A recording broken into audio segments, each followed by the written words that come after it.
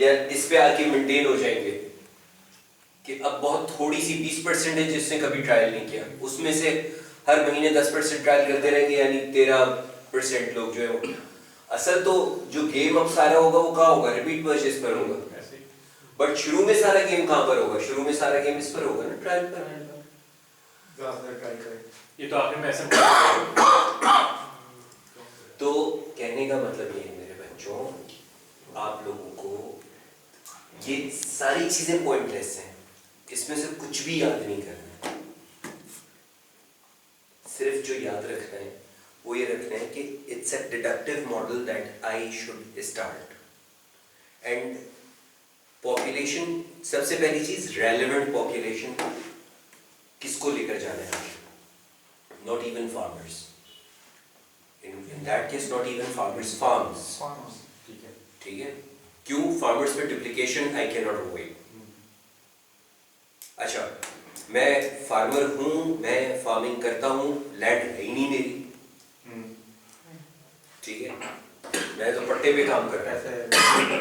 तो इतनी कॉम्प्लिकेशंस हैं, उसको सिंप्लीफाई करने के लिए किस अगेन मैं कह रहा हूँ ये सारी चीजें मटीरियल है, किस पॉपुलेशन पे काम करना है, उसमें से कितने लोग जो हैं वो अगले स्टेप पे जाएंगे, उसमें से कितने लोग अगले स्टेप पे जाएंगे, उसमें से कितने लोग अगले स्टेप पे जाएंगे, कितने ट्रायल पे पहुंचेंगे, कितने रिपीट पे जाएंगे।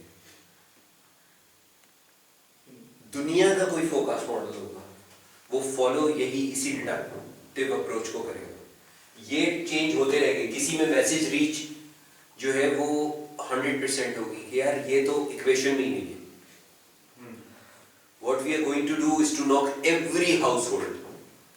पोलियो हम कर रहे हैं, vaccine, we are going to knock every single household in Pakistan. So message reach is not a problem. असल प्रॉब्लम यहाँ है हमारा, तो इस मॉडल में मैसेज रीच की जरूरत ही नहीं है। या अवेलेबिलिटी, अभी अवेलेबिलिटी का हमने जो मॉडल मैंने आपको दिखाया अवेलेबिलिटी का, न्यूमेरिक डिस्ट्रीब्यूशन का, उसमें कोई वो रखा ही नहीं है, ठीक है। That can also be may or may not be part of the final volume, depending client कहते हैं कि नहीं जी, जो भी खरीदना चाहेगा उसके रिस्पेक्टिव डीलर पे होगी 100% अवेलेबल, कहें जी अवेलेबिलिटी रखो, ठीक है 100% कर दो, या रखो ही नहीं है टाउन मॉडल में।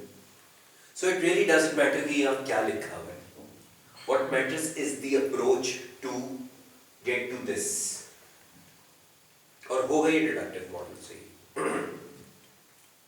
ठीक है, होगा ये डिडक्टिव मॉडल से। पिरामिड कह लो उसको, डिडक्टिव टेक्निक कह लो उसको, फनल कह लो उसको, जो भी कह लो, जो पसंद आए, जो समझ आए। एट द एंड मुझे वो कौन से लोग होंगे जो कंटिन्यू करेंगे मुझे वॉल्यूम देना, वहां तक कैसे पहुंचना है मुझे, ठीक है, दैट्स अबाउट इट। ओके जी, पर्दा हटता है। एंड आखिरी एटलीस्ट इसकी हम बिगिनिंग पर आ जाएं, दी लॉन्च फेज। अभी तक हमने जितनी भी बातें की थी, हम बात कर रहे थे कि प्रोडक्ट मार्केट में, यानी हमने सबसे पहले स्टेज पे क्या बात की थी, मार्केट की अंडरस्टैंडिंग, यूजेज एंड एटीट्यूड, ठीक है, क्वालिटेटिव अंडरस्टैंडिंग, फिर ब्रांड की अंडरस्टैंडिंग, फिर एडवर्टाइजमेंट की सारी development understanding, product testing protocols, blind, sequential, monadic, this that, वो सारी कहानियाँ, ये सब कुछ जो था वो था कब का, ब्रांड की लॉन्च से पहले तक का। यानी अगर सबसे पहले मैंने मार्केट समझी, मार्केट अंडरस्टैंडिंग ली, सबसे पहले मार्केट अंडरस्टैंडिंग लेके मैंने प्रोडक्ट डेवलप की, प्रोडक्ट को फाइन ट्यून किया, प्रोडक्ट टेस्ट करके कंज्यूमर्स के साथ। जब प्रोडक्ट फाइनल हो गई, यूएनए से ही दूसरा काम मेरी क्रिएटिव टीम ने शुरू कर दिया था कि किस कम्युनिकेशन प्लेटफॉर्म पे जाऊंगा। वो जब हो गया तो मैंने ऐड बनाया, ऐड बनाने का पूरा प्रोसेस जो भी मैं अपने बजट और औकात के हिसाब से मैंने डायरेक्ट फिनिश्ड ऐड की टेस्टिंग कर ली, या सिर्फ शुरू में क्वालिटेटिव करवा के डिजास्टर चेक कर लिया, या व्हाटएवर जो भी मेरा बजट या सोच थी उसके हिसाब से मैंने कम्युनिकेशन अपनी फाइनल कर ली। जब प्रोडक्ट फाइनल हो गई, कम्युनिकेशन फाइनल हो गई, डिस्ट्रीब्यूशन स्ट्रेटजी फाइनल हो गई, I am ready for a launch. यही है और तो कोई चीज़ नहीं चाहिए ना, प्रोडक्ट की अवेलेबिलिटी चाहिए, कम्युनिकेशन की स्ट्रेटजी चाहिए कि जी ऐड रेडी है, कहाँ कहाँ चलाने, किस किस स्लॉट में चलाने, कितनी फ्रीक्वेंसी से चलाने, कितना बजट चाहिए उसके लिए, डिजिटल पे कितना जाने, टीवी पे कितना जाने, न्यूज़ पे, सोशल मीडिया पे क्या करना है, पीआर रिलेशन जो भी आपके हैं, पीआर क्या करनी है ब्रांड की, ब्रांड पीआर एक बिल्कुल अलग लॉन्च के ऊपर हो रही होती है, न्यूज़पेपर को बुलाना होता है, खाना खिलाना होता है, ये करना होता है, वो करना होता है, कई एक लोगों से पुराने वक्तों में ज़्यादा होता था क्योंकि न्यूज़पेपर पे डिपेंडेंस बहुत ज़्यादा थी, which is now diminishing, social media activist अब जो है वो रादर पीआर जो है वो वहाँ से शिफ्ट होके वो जुनेद अकरम और स्टफ लाइक दैट पर आ गई है, ठीक है। तो आपने कम्युनिकेशन भी फाइनल कर ली, प्रोडक्ट भी फाइनल कर ली और डिस्ट्रीब्यूशन चैनल फाइनल कर लिया, प्राइसिंग ऑफ कोर्स वो that is part of the process. तो ये सारे पीस फाइनल करके अब आप जो है वो लॉन्च पर आ गए। तो लॉन्च पे आपकी सबसे पहली चीज जो है सेटिंग दी टारगेट्स। किसी भी ब्रांड के लॉन्च के लिए अब बहुत सारे लोग कहते हैं कि जी बस बिस्मिल्लाह फीता काट दीजिए, आज से कैंपेन स्टार्ट हो गई, प्रोडक्ट दुकानों पे लग गई, लड़कियां खड़े हो गए दुकानों पे एक्टिवेशन के लिए, ठीक है। एक आपने होटल में बुला के पूरी इंडस्ट्री को एक आपने धूमधाम कर लिया, नाच गाना हो गया, फ्री सैम्पलिंग कुछ लोगों को भिजवा दी, 100 200 300 500 जो आपकी लिस्ट पे थे, तो ये लॉन्च हो गई। अब रूटीन का मैकेनिज्म शुरू हो गया, डिस्ट्रीब्यूटर माल उठा रहे, रिटेल पे पहुंचा रहे हैं, आप ऐड चला रहे हो तो डिमांड क्रिएट हो रही है, ऐड चलने से और पोजीशन होने से, प्रोडक्ट प्लेसमेंट होने से आपकी डिमांड क्रिएट हो रही है। अगर से इम्पल्सिव है तो बगैर ऐड के भी बच्चे टॉफी आपने नहीं लॉन्च की है, उसके लिए ऐड अभी देखा ही नहीं, देखा नहीं टॉफी, अंकल मेरे को ये दे दें, तो अंकल मेरे को ये दे दें से उठना शुरू हो रही है वो। लेकिन in most cases what is being missed is to have these targets। पैसा लगा रहे हो ना भाई, आप पैसा जब लगा रहे हो एडवर्टाइजमेंट पे, आप कहाँ पैसा लगा रहे हो, मैंने क्या चीजें बताई थी, आप अभी जो कुछ किया था अब तक, इसके बाद से ऑनवर्ड आप डिस्ट्रीब्यूशन पे पैसा लगाने वाले हो, ठीक है। आप एडवर्टाइजमेंट के ऊपर पैसा लगाने वाले हो, ठीक है। एडवर्टाइजमेंट के जब आप पैसा लगाते हो किस लिए लगाते हो? फर्स्ट ऑब्जेक्टिव लॉन्च के वक्त किसी भी ब्रांड का क्या होता है?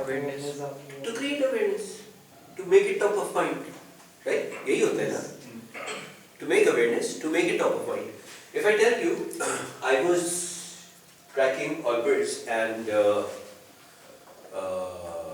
गुड मिल्क, दोनों में तकरीबन 6 हफ्ते का डिफरेंस था लॉन्च में। पहले ऑलबर्ट्स हुआ, 6 हफ्ते के बाद था, 6-7 हफ्ते के बाद गुड मिल्क लॉन्च हुआ था।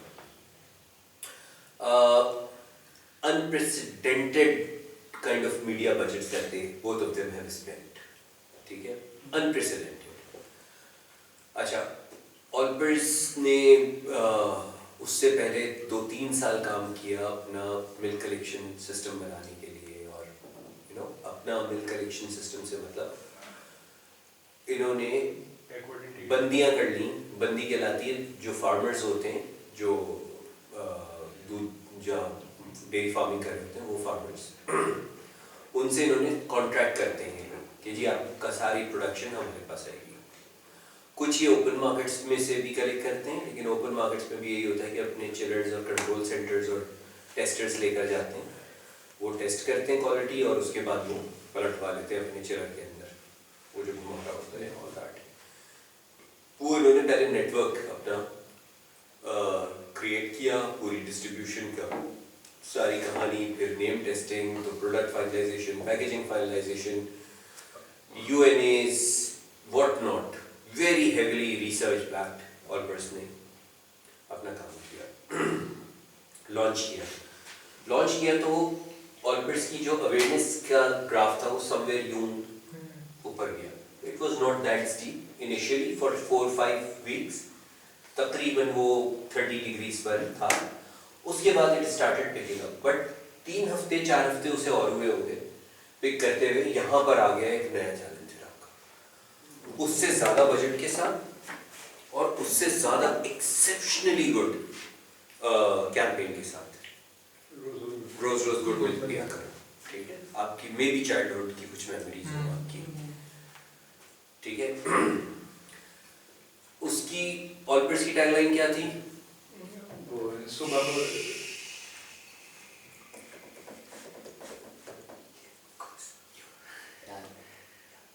सुबह बखैर जिंदगी।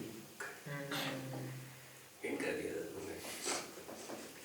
But generally, when you talk to people, still people couldn't recall, despite Allbirds is the market leader, people couldn't recall Subha Khair Zindagi. But when you say good milk, the first thing that comes to your mind is Rose good milk piya karo, happy life jiya karo. I was in Singapore, the next washroom a kid, what, 11 years, 8, 10 years. Rose good milk washroom में लगा। सोचिए आप, मतलब तो जब 6-7वें हफ्ते good milk launch हुआ है, वो 4 हफ्ते 30 डिग्री पे नहीं था, वो यूं गया है खड़ा। Amazing, fabulous response, fabulous review, ठीक है, sky rocket brand. 5 weeks, 6 weeks after good milk started getting lighter. 8 weeks, 10 weeks, 12 weeks after the launch, it started declining. Allbirds was not that steep, but it continued growing up. Good milk went up, become flat, started coming down within a span of 3-4 months. The reason behind this was the poor product quality. सिर्फ try हुआ ना, मतलब trial हुआ, सिर्फ try. Repeat purchase में लोग डब्बे ले लेंगे और जी ये खराब निकला है, क्यों? ओपन मार्केट से उठा लेते, ओपन मार्केट से वो माल उठा लेते, दूध की क्वालिटी गर्मियों में किधर से कंट्रोल बढ़ गया।